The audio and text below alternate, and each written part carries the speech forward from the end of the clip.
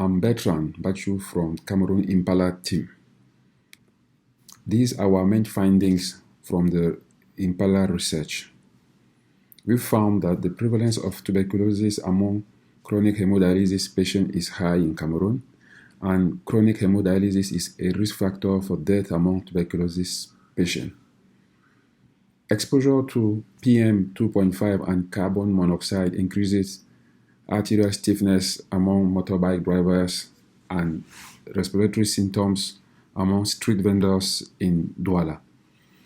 Third, the prevalence of chicha, which is water pipe smoking, among students of tertiary institutions in Buea is high.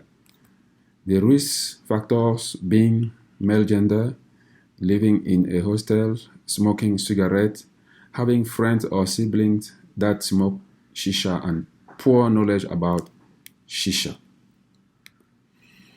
As new evidence-based policy recommendation from our research, we can say that screening of tuberculosis should be implemented in chronic hemodialysis patients.